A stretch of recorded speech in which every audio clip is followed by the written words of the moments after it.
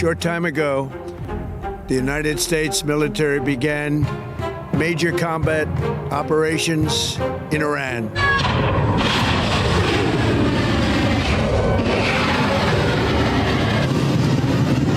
New images near the Strait of Hormuz off Iran, where new attacks are now sending oil prices on another wild ride today. Iran escalated its retaliation in the Middle East overnight. Tehran launched a barrage of missiles and drones at Israel and Gulf states. 03:47 hours. Strait of Hormuz. Right now, in the darkness above one of the most strategically critical waterways on Earth, something is moving at 4,000 feet per second. 38,000 U.S. Navy personnel distributed across a carrier strike group have no idea what is cutting through the pre-dawn sky toward them. One Al-Qadr ballistic missile, then a second, then a third. Then the entire horizon lights up. 9 minutes. That is all that stands between launch and impact. This is the story of those 9 minutes, and why Iran's most calculated strike became its most catastrophic mistake. To understand what happened in those 9 minutes, you first have to understand the geography. The Strait of Hormuz is 21 miles wide at its narrowest choke point. 21 miles. Every morning, 17 million barrels of oil pass through that corridor. It is the most economically vital squeeze point on the planet. And for decades, it has also been the most militarily volatile. On the northern shore, Iran. On the southern shore, Oman and the UAE. And threading directly through the center in international waters, the USS Gerald R. Ford Carrier Strike Group, CVN-78, running standard transit operations with an air wing of 90 strike aircraft, guided missile cruisers, destroyers, and 2 attack submarines running silent at depth below. Imagine you're standing on the flight deck of the Ford at 03:47 hours. The air tastes like salt and jet exhaust. The sky is obsidian black. Deck crews are cycling through pre-dawn readiness checks.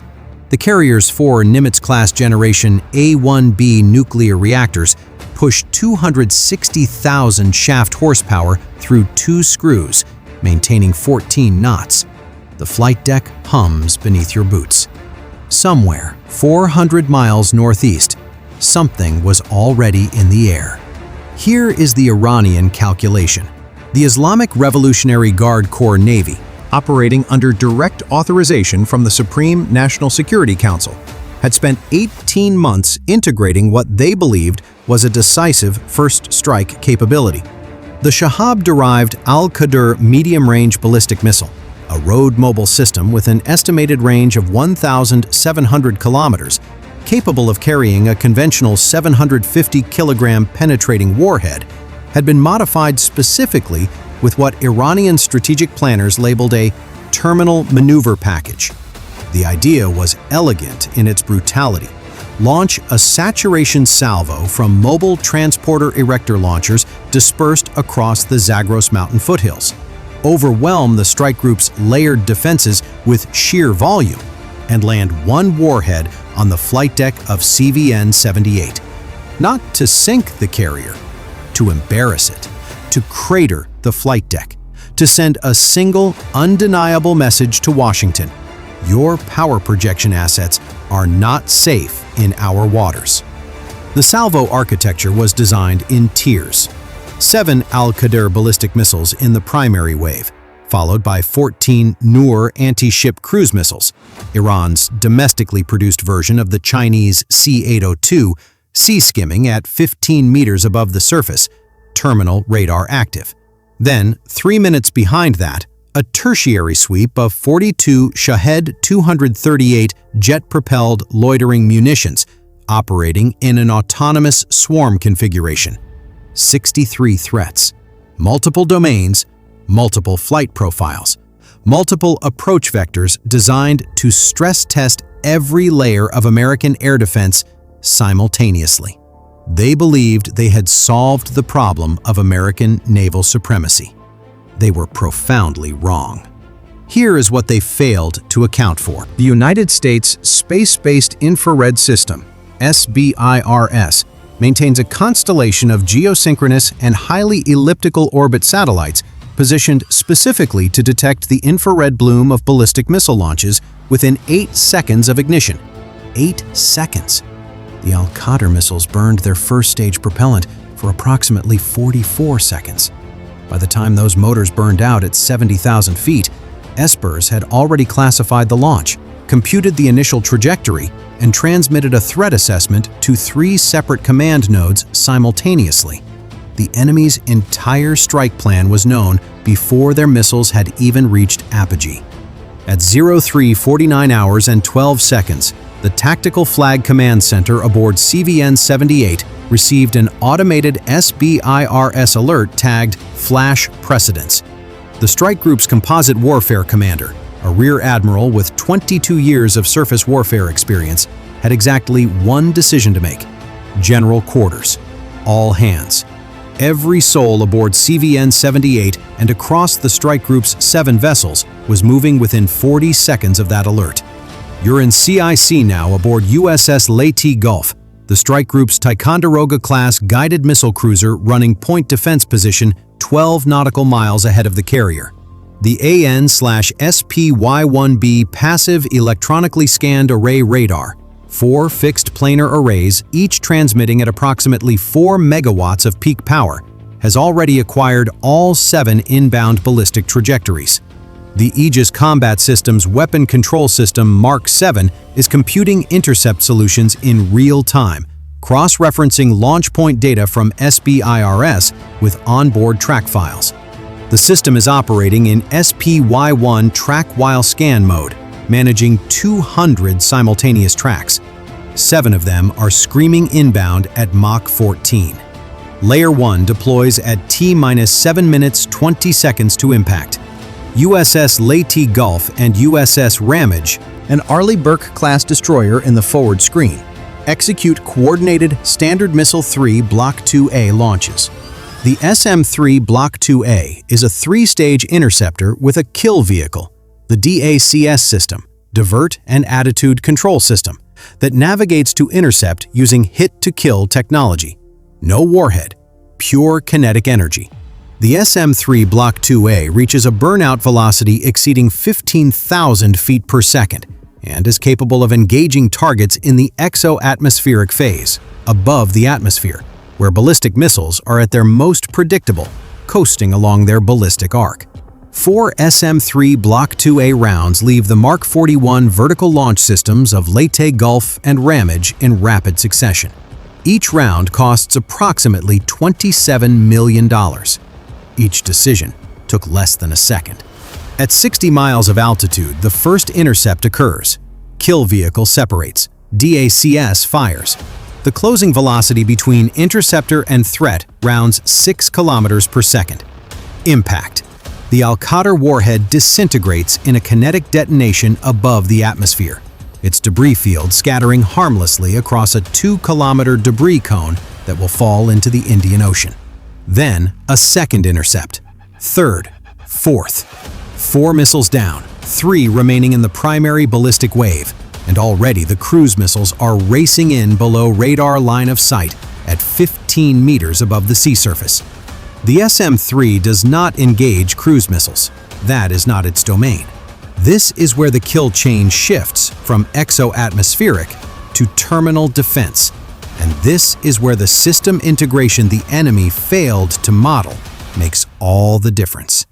The AN/SPY-1 aboard Leyte Gulf is now handing off cruise missile track data to USS Gravely and USS Cole, positioned in the strike group's close escort formation. Their AN/SPY-1DV arrays, upgraded with baseline 9 software enabling simultaneous BMD and AAW operations, have been painting the incoming Noor missiles since they popped up on radar at 42 nautical miles. Standard Missile 2 Block 3C rounds leave the VLS cells. The SM-2 engages aerodynamic targets in the terminal phase, using semi-active radar homing with active radar terminal guidance at the final stage. The Noor cruise missiles are fast, subsonic but sea-skimming, using radar altimeters to maintain 15-meter cruise altitude, and they are arriving in a staggered spread designed to stress radar tracking continuity. The Iranian planners had programmed the Noors with time-on-target spacing of approximately 4 seconds between rounds, theorizing that the SM-2 engagement timeline would be insufficient to reload and re-engage at that rate. They had not accounted for cooperative engagement. The Cooperative Engagement Capability Network, CEC, links every ship in the strike group through a real-time, high-bandwidth data distribution system. Gravely fires, Cole fires, Leyte Gulf fires.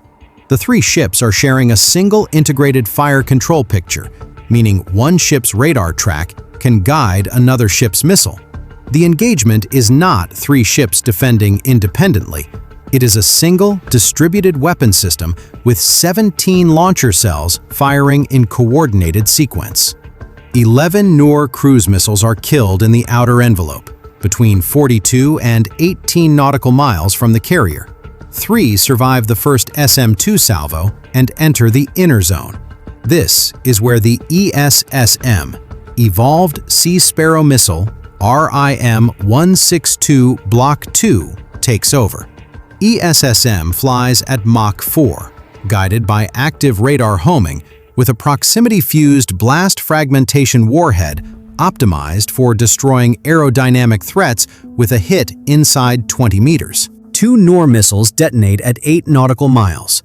The third is engaged simultaneously by ESSM and, at 1.2 nautical miles, by the Phalanx CIWS Block 1B.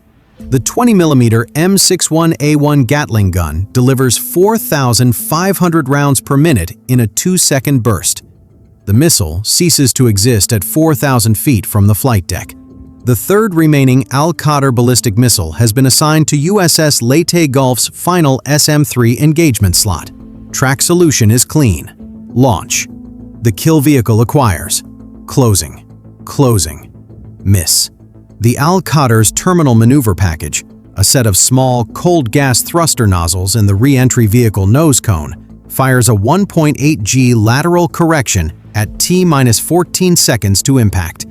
The SM-3's kill vehicle, programmed for a non-maneuvering ballistic target, cannot correct in time.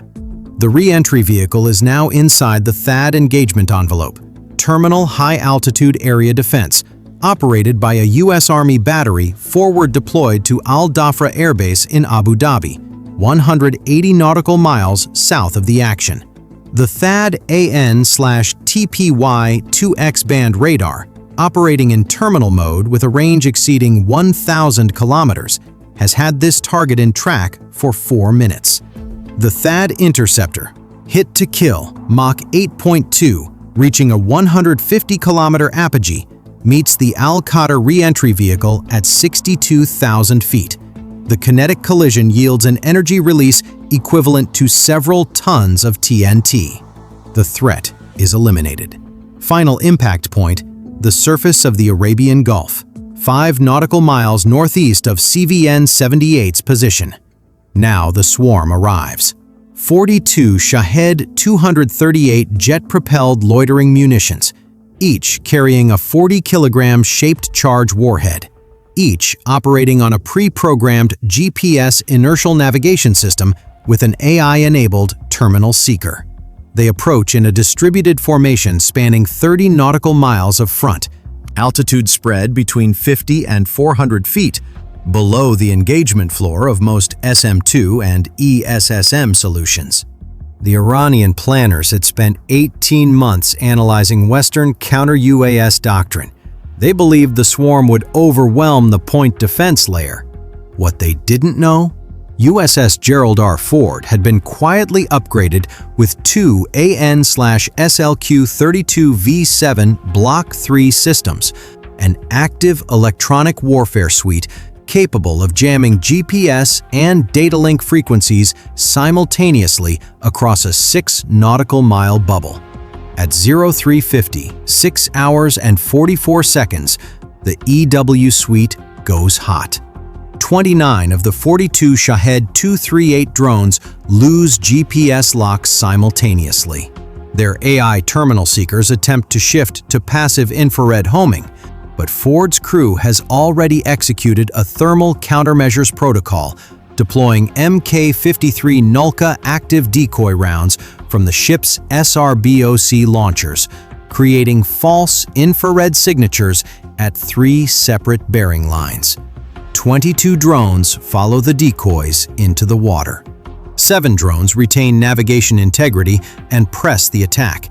F/A-18F Super Hornets from VFA 103, already airborne on combat air patrol since the initial General Quarters alert, engage with AIM-9X Block 3 Sidewinder missiles, 25-pound blast fragmentation warhead, IR homing, plus or minus 90-degree off-bore seat acquisition capability. 3 Shaheds destroyed at range. 4 enter Phalanx engagement geometry. The 2 Block 1B systems covering Ford's port quarter and starboard bow sectors fire coordinated bursts. 4 drones destroyed. The last at 800 feet from the flight deck. 03:56 hours and 58 seconds. The threat wave is over. 9 minutes and 46 seconds after the first Al-Qadr motor ignited in the Zagros foothills, the engagement is complete. At 03:57 hours, the President of the United States authorized retaliatory strikes under Article 51 of the UN Charter and the existing authorization for use of military force. The response was not proportional. It was categorical. Over the following 42 minutes, a coordinated strike package launched from 3 separate domains simultaneously began the systematic dismantlement of every Iranian ballistic missile production and storage facility identified in 6 years of continuous ISR collection.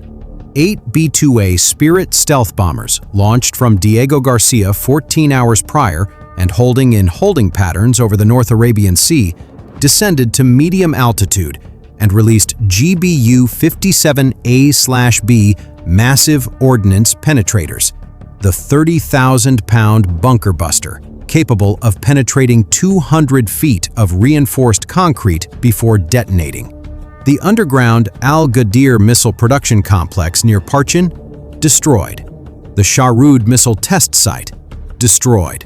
3 confirmed TEL storage facilities in Isfahan province, destroyed.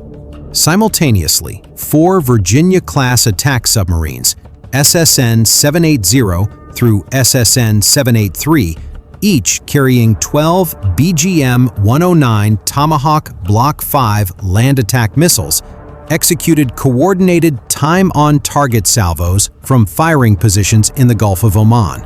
The Tomahawk Block 5's maritime strike upgrade provides terminal seeker targeting against both fixed and relocatable land-based targets.